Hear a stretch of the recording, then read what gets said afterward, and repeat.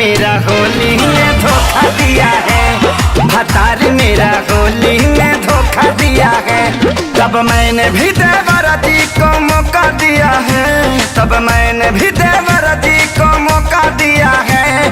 भतार मेरा होली में धोखा दिया है, भतार मेरा होली में धोखा दिया है।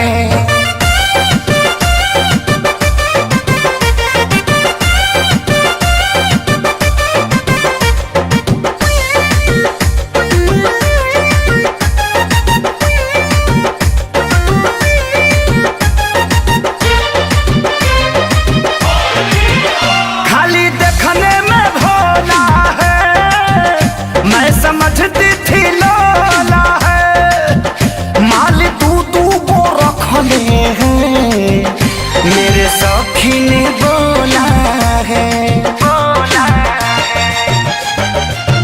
ए हो वो खाली देखने में भोला है, मैं समझती थी लोला है, माल तू वो रखले हैं, मेरे सखी ने बोला है।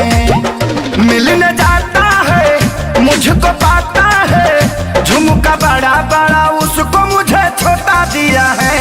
भतार मेरा होली में धोखा दिया है, भतार मेरा होली में धोखा दिया है। तब मैंने भी देवरा जी को मौका दिया है, तब मैंने भी देवरा जी को मौका दिया है। भतार मेरा होली में धोखा दिया है, भतार मेरा होली में धोखा दिया है।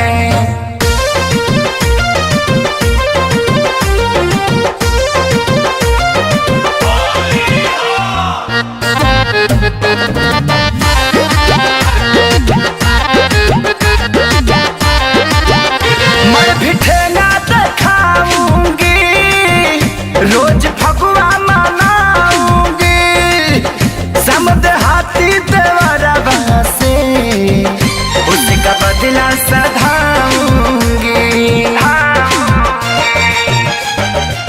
समझना, मैं भी ठेला दिखाऊंगी, रोज फगुआ मनाऊंगी, समझ हाथी देवरा से उसका बदला सधाऊंगी। पूरा हाना है पता चला है कि खेसारी ने रकम उसको मोटा दिया है। भतार मेरा होली में धोखा दिया है, भतार मेरा होली में धोखा दिया है।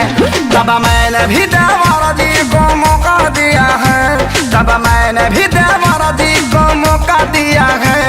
भतार मेरा होली में धोखा दिया है, भतार मेरा होली में धोखा दिया है।